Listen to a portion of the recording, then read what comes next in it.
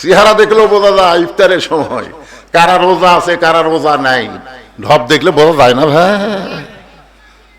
বহু নতুন নতুন ইফতার পেটে এইবারে রমজান মাসে হবে, বহু ইফতার হবে। কারণ শপথের পর আবার আসতেছে না রমজান মাস, খালি ইফতারের ছড়াছড়ি। কিন্তু চেহারার দিকে তাকা দেখবেন রোজাই নেই। যাই রোজা আছে তার চেহারা, আর যাই নাই চেহারার মধ্যে তাকালে বোঝা যায়, কথা কন বোঝা যায় না, চেহারা দেখলে বোঝা যায়। অনেক দূরের এক বন্ধুর বাড়ির থেকে রবি ইবনে সুলাইমান দোয়া নিয়ে, তখন যানবাহন তেমন ছিল না, গভীর রাত্রে বাড়ির দিকে আসতেছেন, হজ করবার যাবে, দোয়া চাচ্ছেন। ভাই কঠিন ইবাদত, দোয়া করে শরীরটা যেন সুস্থ থাকে, আপনি দোয়া চাইতে পারেন। আসার সময় দেখে অন্ধকার রাতে, খুব ঘুটঘুটা অন্ধকার, তার হাতে একটা বাতি ছিল, ওই বাতি দিয়ে দেখতে পায় রাস্তার পাশে একটা মানুষ কি যেন করতেছে। একটু নিকটে গিয়ে দেখে একটা মহিলা মানুষ মরা গাধার গা থেকে গোস্ত কাইটা টোপলা বানতেছে। মরা গাধার গা থেকে গোস্ত কাইটে কাইটে সেই গোস্ত আবার কাপড়ের মধ্যে টোপলা বানতেছে। রবি ইবনে সুলাইমান চিন্তায় পড়ে গেলেন যে গাধা খাওয়া হারাম, আপনাদের ধামরহাটে কুত্তা খাওয়া শুরু হচ্ছে। আমি তো ওই মঙ্গলবাড়ি নাকি ওই দিকে আছে, আপনি কি ধামরহাট তো গেল রে, কি একটা দুর্নাম, কুত্তে একেবারে শিলা অবস্থা ধরতে পারে। ওই বলে অনেকদিন আগে থেকে কাম করতেছে। বিপদে বলে রাসূল বলেছেন, কঠিন বিপদ, ক্ষুধা নিবারণ করে পারতেছে না, জীবন যায় যায় প্রায় এমন সময় ঘোড়া এবং গাধার গোস্ত খাওয়া মাকরুহ। কিন্তু কুত্তে তো চলবি না, চলবি তো। মরা গাধার গা থেকে গোস্ত কাটতেছে। রবি ইবনে সুলাইমান এইটা দেখে আশ্চর্য হয়ে গেলেন, গাধা খাওয়া হারাম আর মরা গাধার গা থেকে গোস্ত কাটতেছে। মহিলাটাকে গোস্ত কেটে টোপলা নিয়ে যখন মহিলা রওনা দিলেন বাড়ির দিকে, রবি ইবনে সুলাইমান নিরাপত্তা দূরত্ব বজায় রেখে তিনি পিছনে পিছনে রওনা দিলেন। মেয়েটা একটা বাড়ির মধ্যে যখনই ঢুকে যাবে, এমন সময় দুইটা যুবতী মহিলা মেয়ে মা মা বলে চেপে ধরে বলে, মা আমরা ক্ষুধার জ্বালায় তো আর বাঁচতে পারতেছি না, আমাদের জন্য কিছু ব্যবস্থা হয়েছে নাকি? মা বলতেছে, তোমাদের জন্য অনেকগুলো গোস্ত আনছি, এই গোস্তটা তোমরা সিদ্ধ করে আল্লাহর প্রশংসা করে শুকরিয়া করে খাওয়া দাওয়া করে যাও। রবি ইবনে সুলাইমান আশ্চর্য হয়ে গেল, নিজের চোখে দেখলাম মরা গাধার গা থেকে গোস্ত করে টোপলা করে সেই গোস্তটা মেয়েদের হাতে দিয়ে বলতেছে, এটা সিদ্ধ করে আল্লাহর নাম নিয়ে খাও। তিনি লোকমা দিয়ে বললেন, মা তুমি কেমন মা, তোমার মেয়েদেরকে তুমি এত বড় ধোঁকা দিচ্ছ, মরা গাধার গা থেকে গোস্ত কেটে টোপলা বেঁধে তুমি বাড়িতে আনছো, আমি নিজের চোখে দেখলাম। মেয়েটা বলে, পথিক আমি এত বড় অসহায়, আমার কোনো পুরুষ মানুষ নাই, আমার স্বামী আল্লাহর জিহাদে গিয়া শহীদ হয়ে গেছে, এরপর আমার দুইটা মেয়েকে লালন পালন করতে করতে এখন যুবতী হয়ে গেল, এই দুইটা মেয়ের ভরণ পোষণ আমি একজন মা হয়ে কেমনে চালাইতে পারি? এখন তুমি বলো। যা আমাদের সম্পদ ছিল সব শেষ হয়ে গেছে, কিন্তু দুইটা মেয়ে সকাল থেকে না খাওয়ার কারণে বারবার কান্দে। আমি খালি চিন্তা করি দিনটা চেয়ে রাতটা কখন আসে। রাতটা যখন চলে এলো তখন আমি খাবার সন্ধানে ঘোরা শুরু করলাম। এখন রাস্তার পাশে জীবিত না মৃত, হালাল না হারাম, এইটা আমি তমিজ করতে পার্থক্য করতে পারি নাই। আমি সেখান থেকে গোস্ত কেটে এনে আমার মেয়েদের হাতে দিয়েছি, এর বড় খুশি হয়ে এখন সিদ্ধ করে খাবে, এই জায়গায় তুমি আর বাধা দিও না।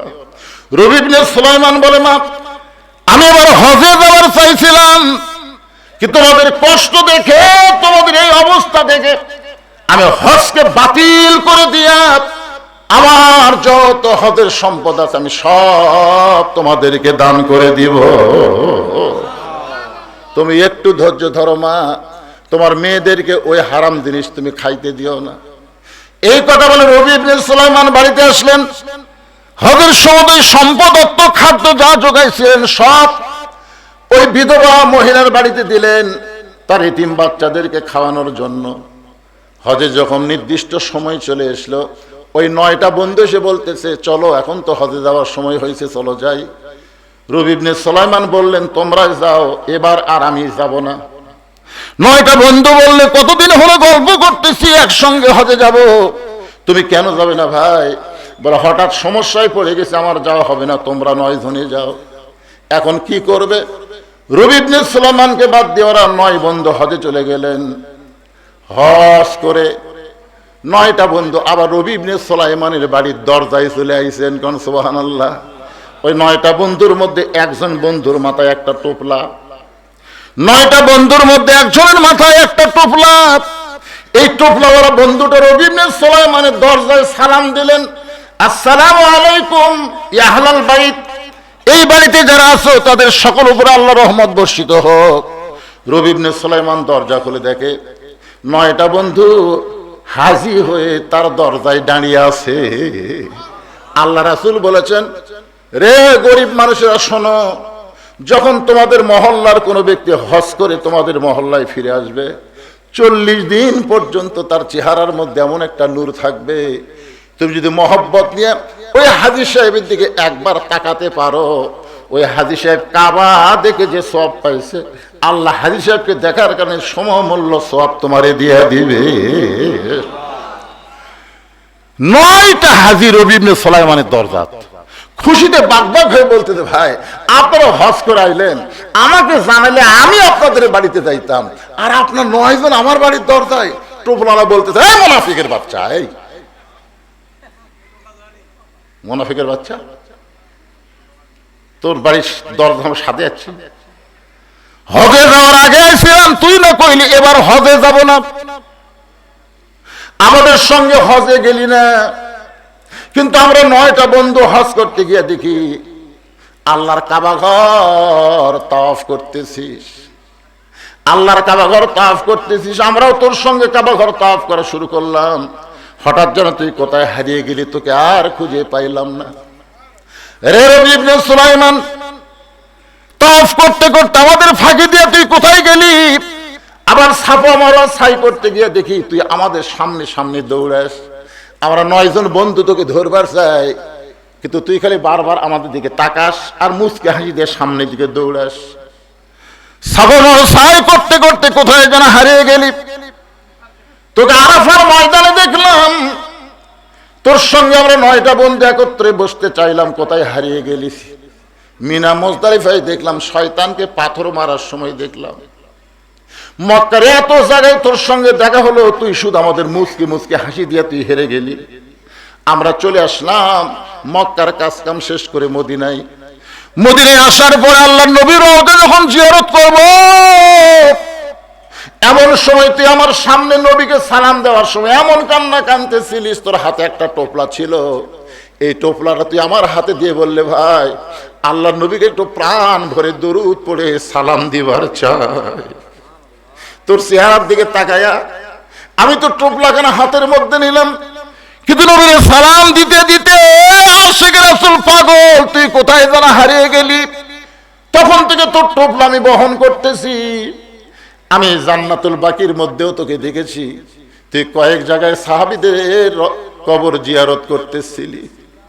আমরা মদিনা থেকে মক্কা আসলাম, সেখান থেকে বাড়ি চলে আসলাম, তোর সঙ্গে আর আমাদের কোনো দেখা হলো না। আমরা 9টা বন্ধু একজন দেখলে ভুল করতাম, কিন্তু 9টাই বন্ধু তোকে বারবার মক্কা মদিনায় দেখেছি, এই জন্যই তোর দরজায় আইছি। একসঙ্গে যাবার চাইছিলাম, তুই আমাদের সঙ্গে গেলি না। তুই আমাদেরকে মক্কা মদিনায় কয়েক জায়গায় দেখা দিয়ে মুচকে হাসি দিলি, কিন্তু আমাদের সঙ্গে বসলি না। এই যে তোর টোপলা আমার হাতে দিয়ে তুই চলে আসলি, কত বড় তুই মুনাফিক রে, তোর টোপলা আমি কি করব? এ বলে রবি ইবনে সুলাইমানকে টোপলা দিয়ে 9টা বন্ধু যখন রাগ করে বাড়ির দিকে চলে যায়, আল্লাহর বান্দা রবি ইবনে সুলাইমান ওই টোপলাখানা হাতে নিয়ে কাঁদতে কাঁদতে কাঁদতে কাঁদতে বেহুশ হয়ে পড়ে যায়।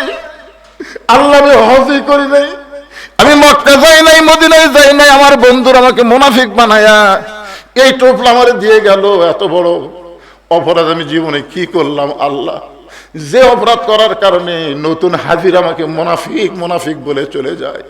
কানতে কানতে রবি ইবনে সুলাইমান বেহুশ হয়ে টোপলার উপর যখন পড়ে যায়, এমন সময় দেখতে পায় আল্লাহর নবী আর মদিনায় নাই, রবি ইবনে সুলাইমানের বাড়ির আঙ্গিনা। স্বপ্নের মধ্যে রবি ইবনে সুলাইমান বলে, ইয়া রাসূলুল্লাহ, আমার কত বড় ভাগ্য, আমি আপনার পবিত্র চেহারা দেখতেছি। আল্লাহ রাসূল বলে, আমি তোমার কাছে আইছি, তোমার বন্ধুরা তোমাকে মিথ্যা বলে নাই, তোমার বন্ধুরা তোমাকে মিথ্যা বলে নাই। বলে, ইয়া রাসূলুল্লাহ, আমি তো হজ করতে যাই নাই, আমি তো মদিনায় যাই নাই, আমি আরাফা, মিনা, মুজদালিফা কোথাও যাই নাই, কিন্তু নয়টা বন্ধু বলেছে সব জায়গায় নাকি আমাকে দেখেছে। পরিশেষে এই যে টোপলাখানা আমাকে দিয়ে চলে গেছে। ওগো আল্লাহর নবী, এখন বলেন তো ঘটনাটা কি? আল্লাহ রাসূল বলতেছে, রবি ইবনে সুলাইমান রে, তোমার হজের সম্পদ তুমি অসহায় একজন বিধবা নারীকে দান করার কারণে আল্লাহ তোমার প্রতি এত খুশি, যে খুশির কারণে একজন ফেরেশতাকে আল্লাহ রবি ইবনে সুলাইমান বানায়া তোমার নামে হজ করায় নিছে, তোমার নামেই ছাপা মারোয়া ছাই করে নিয়েছে, তোমার নামে মিনা, মুজদালিফা, আরাফার ময়দান ঘোষণ করাইছে। তোমার মতোই ফেরেশতা তোমার বন্ধুদের সঙ্গে বারবার দেখা হয়েছে, ওরা মনে করছে তুমি রবি ইবনে সুলাইমান। এমনকি তোমার চেহারা এই ফেরেশতা আমি নবী রওজা পর্যন্ত জিয়ারত করেছে।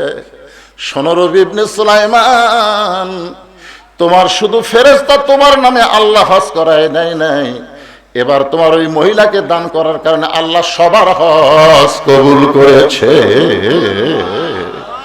সঙ্গে সঙ্গে রবি ইবনে সুলাইমান বলে, ইয়া রাসূলুল্লাহ, মান রাআনি হাক্কান ওয়াজাবাত লাহু শাফাআতি ইয়াউমাল কিয়ামা। কেউ যখন নবীকে দেখলো, সরাসরি দেখার, স্বপ্নে দেখা, একই দেখা, ধরে কান সুবহানাল্লাহ।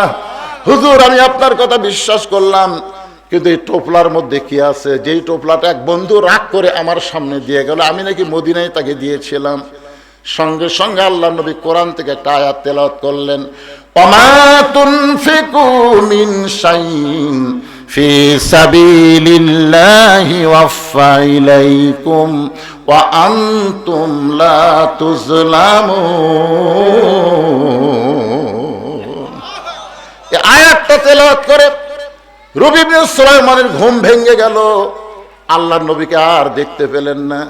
এখন টোপলার মধ্যে কি আছে? আয়াতের মাধ্যমে আল্লাহ রাসূল রবি ইবনে সুলাইমানকে বলে দিয়েছে। আমি আপনাদের সামনে নিয়ে আসতেছি, কিন্তু যেটা বলতেছি যে হজ মানুষ আল্লাহর জন্যও করে, আবার মানুষকে দেখানোর জন্যও করে। জোরে গান ঠিক কিনা? এই যে সামর্থ্যবানের জন্য আর একটা ইবাদত হলো যাকাত দেওয়া।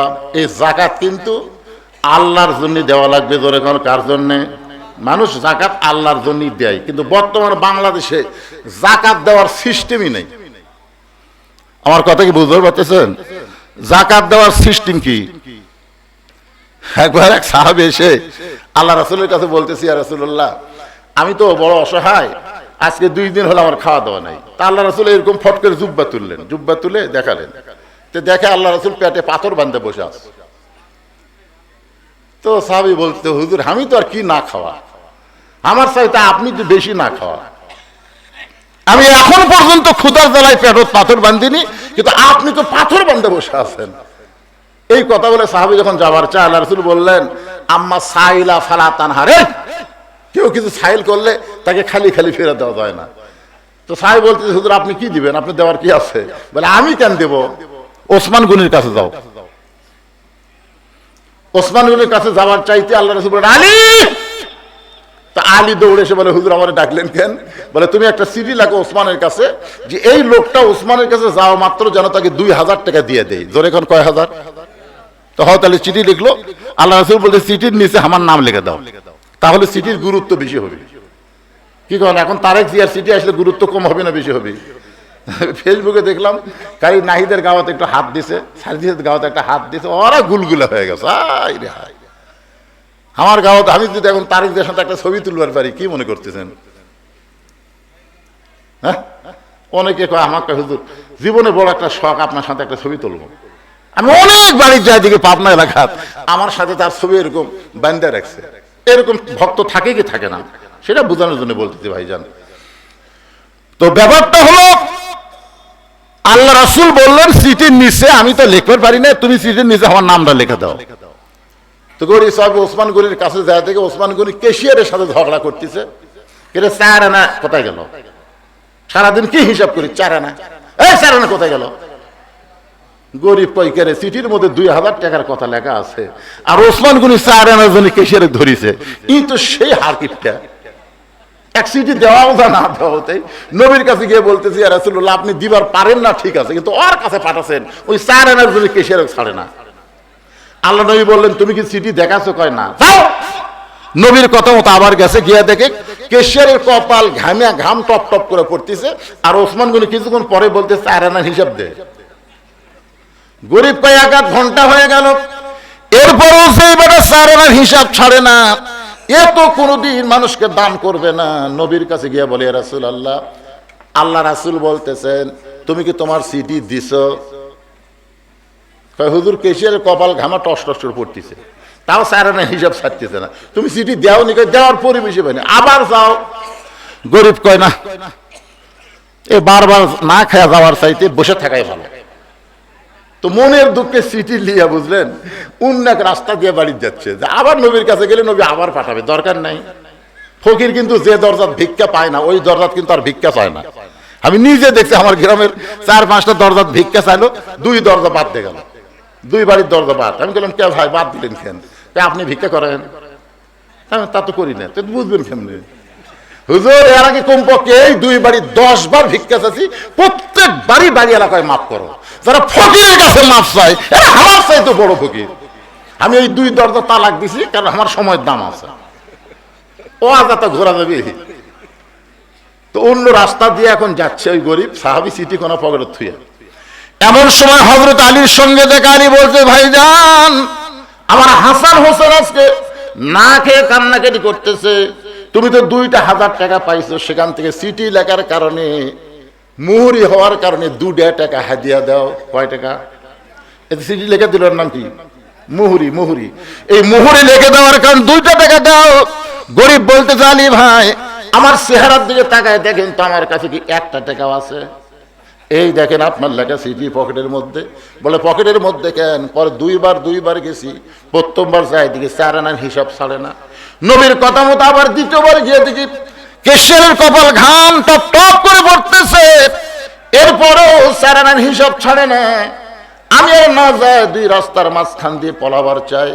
আলী বলতেছেন পাগল, নবী যেগুলো কাজ করে নবী ইচ্ছা করে করে না, সবগুলো কাজ কে করায়?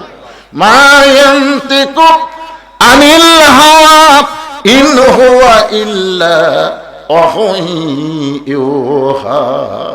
এক সময় আলীর কথা মতো গরিব সাহাবী গিয়া দেখে ওসমান গনি আর ক্যাশিয়ার 2 জনই আল্লাহর শুকরিয়া আদায় করতেছে, আলহামদুলিল্লাহ আলহামদুলিল্লাহ আলহামদুলিল্লাহ। আপনারা বলেন তো এই যে 4 আনার জন্য ক্যাশিয়ারকে 1 ঘন্টা ধরে ঘামালো কেন? কারণ যাদের উপরে যাকাত ফরজ হয়েছে তারা 4 আনার হিসাব করে হলেও যাকাত দেওয়া লাগবে। জোরে কথা কন না কেন? হিসাব ছাড়া যাকাত দিলে ইচ্ছা মতো আন্দাজে দিলে হবে। শতকরা কয় টাকা? এ জোরে কোন কয় টাকা? 100 টাকার 2.5 টাকা যাকাত হিসাব করে দেওয়া লাগবে। কিন্তু আমাদের বাংলাদেশে যাকাত মানুষ দেয়, হিসাব করে দেয় না, ইচ্ছা মতো দেয়। রমজান মাসে দেয়, তাও সব দিনে দেয় না। রমজান মাসে যে কোনো দিনই যাকাত দিলে হবে। হিসাব করে আপনি রাখবেন যে এই বছর আপনার 2 লাখ টাকা যাকাত আছে, আপনি রমজানের প্রথম দিন থেকে শুরু করবেন, সেই দিন পর্যন্ত দিবেন। কারণ রমজান মাসে দিলে সওয়াব বেশি না কম? কিন্তু প্রথম দিন আছে না না না না না আমি তো এখন যাকাত দেবো না। কে এখন দিবেন না ভাই? রমজান মাস শুরু হচ্ছে, এখন 20 তারিখের পর 21 তারিখ যা বাড়িতে যায় আসে তাকে বলে 21 তারিখ। যত লোক গরিব আছে সবাইকে 21 তারিখ। এখন 21 তারিখ পর্যন্ত আর বাঁচার গ্যারান্টি আছে? এ কথা কন না, বাঁচার গ্যারান্টি আছে? তাহলে 21 তারিখ বলতেছে। 21 তারিখে ক্যামেরাম্যানকে ভাড়া করছে। ক্যামেরাম্যান আমার বাড়ির সব যাকাত দিবার আসবে, তোরা ক্যামেরাম্যান এসে ভিডিও করবো, আমি কিন্তু 1 লাখ খাই না, আমি দিয়ে খাই। তাহলে আপনি বলেন তো যাকাত কি শুধু মানুষ আল্লাহর জন্য দেয় না মানুষকে দেখানোর জন্য? তাহলে কয়টা করলাম? নামাজ মানুষ আল্লাহর জন্য পড়ে, মানুষকে দেখানোর জন্য পড়ে। হজ মানুষ আল্লাহর জন্য করে, মানুষকে দেখানোর জন্য করে। যাকাত মানুষ আল্লাহর জন্য দেয়, আবার মানুষকে দেখানোর জন্য দেয়। শুধুমাত্র রমজান মাসে রোজা, এই রোজাটা মানুষ 16 ঘন্টা 15 ঘন্টা রাখে, এটা মানুষকে দেখানোর জন্য কেউ রাখে না। কথা কন না কেন ভাই যায়? যারা রোজা রাখে, আপনি বলেন তো দুপুর বেলায় যখন টিউবওয়েলে গোসল করতে যান, টিউবওয়েলের দরজা বন্ধ করে দিলে আপনার তো আর ওই টিউবওয়েলের মধ্যে কেউ নাই, ঠান্ডা পানি মাথার উপর ঢালতেছেন। এই বছর রমজান মাস অর্ধেক ঠান্ডা অর্ধেক গরম হবে, এবার ওই এয়ার কন্ডিশন, সুবহানাল্লাহ বলেন। মাথায় পানি ঢালতেছে, এই পানিটা নাকের উপর দিয়ে মুখের মধ্যে ঢুকতেছে, মুখের মধ্যে ঢুকে গলা পর্যন্ত যায়, আপনি বারবার কুলি করে বের করে দেন। আপনি যখনই বের করে দিচ্ছেন, ফেরেশতা বলে আল্লাহ কেউ তো নাই, এই ঠান্ডা পানি তার কলিজা তৃষ্ণায় ছটফট করতেছে, কেন খায় না? আল্লাহ বলতেছে সাউমুলি ওয়ানা আজিজি বিহি, রে ফেরেশতা তোমরা সাক্ষী থাকো, রোজা আমার জন্য, আমি আল্লাহ নিজের হাতে রোজাদারকে পুরস্কার দিব। রে ফেরেশতারা শোনো, দেখো রোজা কেমন ভাবে তাকে মুত্তাকি বানায় দিয়েছে। আল্লাহ কোন তাত্তাকুন, সে এমন মুত্তাকি কেমনে হলো? কেউ যখন দেখতেছে আমি আল্লাহ দেখতেছি, এই বিশ্বাসের উপরে সে রোজা রাখতেছে। ধরে কোন সুবহানাল্লাহ। রোজা কোন দিকে, আপনারা কোন দিকে তাকাচ্ছেন ভাইজান? গুরুত্বপূর্ণ কথা হচ্ছে, রোজাদারের জন্য 2টা পুরস্কার। একটা পুরস্কার দুনিয়াতে ইফতারের সময়, আর একটা পুরস্কার হলো আল্লাহর সঙ্গে দেখা। ধরে কোন সুবহানাল্লাহ। আয়াতটা আপনাদের পড়ি, তারপরে এটার উপর ব্যাখ্যা করে। যে কয়টা আমি ওয়াজ শুরু করছি সব কয়টাই শেষ করব, মনে করেন না যে হুজুর ওরা থেজাচ্ছে ওরা থেজাচ্ছে। দেখা হওয়ার কোনো চান্স আছে? কারণ এখান থেকে বাড়ির যাওয়ার কোনো গ্যারান্টি আছে? তাহলে থুইয়া যাবো কেন, সবই বলবো। তবে ভাইজান ঘড়ির দিকে তাকা দেখি 11:15 বাজতেছে, কি করবো, উঠতে একটু দেরি হয়ে গেছে। খুব সংক্ষেপে বলতেছি, একটা আয়াত পড়ি। অসিকল 2-4 জন ওঠে কেন রে? কি রোজা থাকবেন আপনারা? আয়াতটা শোনেন। ওয়াসিকাল্লাযীনা তাকাউ রাব্বাহুম ইলাল জান্নাতি যুমারা হাত্তা ইযা জাউহা ওয়া ফুতিহাত আবওয়াবুহা ওয়া ক্বালা লাহুম খাযানাতুহা সালামুন আলাইকুম তিবতুম ফাদখুলুহা খালিদিন। কি লাআল্লাকুম তাত্তাকুন, আরে কি ওয়াসিকাল্লাযীনা তাকাউ, আয়াতটা খেয়াল করবেন। রোজাদারকে ফেরেশতারা, জান্নাতের ফেরেশতারা ধাক্কায়া ধাক্কায়া জান্নাতের দিকে নিয়ে যাবে। কিন্তু ধাক্কা ধাক্কা নিয়ে যাবে, তাও সুবহানাল্লাহ। ভাই এই যে সুবহানাল্লাহ বলেছে, বুঝে শুনে বলছে, মানে প্রত্যেকটা রোজাদারকে আল্লাহ জান্নাতের মূল দরজায় বরণ করার আগে 70,000 তরুণ, মানে যেরকম নেতা আসলে যেরকম গেট করে না, এরকম 70,000 গেট বানাবে। ধরে কোন সুবহানাল্লাহ, শুধুমাত্র রোজাদারের সম্মানে। কারণ আল্লাহ তাদেরকে রায়হান নামক একটা দরজা দিয়া জান্নাতের মধ্যে প্রবেশ করবে। ধরে কোন না সুবহানাল্লাহ। হ্যাঁ, বোঝা লাগবে। এখন দেখেন তো, এই জন্য আল্লাহ বলতেছে ধাক্কায় ধাক্কা, প্রথম দরজা দেখে মনে করো রোজাদার, এটাই জান্নাত। বুঝছেন? বসবার সাথী ফেরেশতা আল্লাহ এরকম এত দরজা বানাত হোসেন, সব দরজা যদি বসে তাহলে ওই দরজা যেতে কতক্ষণ লাগবে? তা আল্লাহ বলতেছে বসবার চালি ধাক্কা মারবে, মানে বসবার সাথী মারবা ধাক্কা। এরকম ধাক্কায়া ধাক্কায়া 70,000 দরজার পাড়ি দিয়ে মূল দরজায় যখন আসছে, সঙ্গে সঙ্গে রোজাদারের মালিককে সালামুন আলাইকুম তিবতুম ফাদখুলুহা খালিদিন, আল্লাহর পক্ষ থেকে রোজাদারকে সালাম দিয়া আমার আল্লাহ তাআলা জান্নাতের 8টা দরজা খুলে দিবে। রোজা থাকবেন না আপনারা? তো সুবহানাল্লাহ জোরে কর না কেন ভাইজান? আচ্ছা, আল্লাহ কি বললো? যে তোমাদের জন্য 8টা দরজা খুলে দেওয়া হলো, ফাদখুলুহা খালিদিন, একবার ঢুকলে আর বার হওয়া লাগবে না। রোজাদাররা তখন কি করবে জানেন? রোজাদাররা কি করবে? আলহামদুলিল্লাহিল্লাযী সাদাকানা وعده وأورثنا الأرض نتبوأ من الجنة حيث نشاء فنعم أجر العاملين। আল্লাহ, আপনি কি মনে করছেন আমরা লুবি? আপনি কি মনে করছেন আমরা আপনার জান্নাতের দরজা খোলা দেখে দৌড় মারবো? ফেরেশতাকে আল্লাহরা কয় কি? আমরা তো এতক্ষণ মনে করেছিলাম জান্নাতের বরণের দরজা দেখে এরা বসবার চায়, তার মূল দরজা দেখলে তোর দৌড়ে যায় ঢুকবি। এরা কি কয়? ওয়াকালুল হামদুলিল্লাহিল্লাযী সাদাকানা ওয়া'দাহু ওয়া আওরাসানাল আরদ। আপনি যে আমাদেরকে জান্নাত দিবেন এইটা তো দুনিয়াতে আপনি ওয়াদা করছেন। আপনি তো জান্নাত দিবেন, জান্নাতের দরজা খুলবেন, এটা তো আমরা জানি। তা আল্লাহ বলতে জানো তো ঢোকো, এতই সোজা। আপনি কি মনে করছেন? আপনার মনে নাই মুখের আগে শরবত, মুখের আগে পানি, মুখের আগে ইফতারি? কি আপনার মন নাই? আমাকে পেটত খিদে আসছিল, তৃষ্ণা আসছিল, মন খালি করছে গিলাস ভরা শরবত রে মার, চোখ করছে হাত ধৈর্য ধরে পারি রে, হাত খালি যায় আর চোখ খালি ঘড়ি দেখে। কি আপনার মন নাই? এই যে আপনার না দেখে আমরা সারাদিন রোজা রাখলাম, আর তার পুরস্কার এই জান্নাত। আল্লাহ বললেন তোমরা কি পুরস্কার চাও? বান্দা বান্দি বলবে যাকে না দেখে আমরা রোজা ব্রত পালন করেছি তাকে এক নজর দেখে তারপরে জান্নাতে যাবার চাই। লিল্লাহি। আজকের আলোচনা শোনার পরে কারা কারা রোজা রাখবেন আল্লাহকে একটু হাত দেখান তো ভাইজান দেখি। এ নিয়ত করে তোলেন হাত, এ ছেলেমেলে তোলো না কেন, হাত টান টান করে তোলো। লিল্লাহি হাত নামান।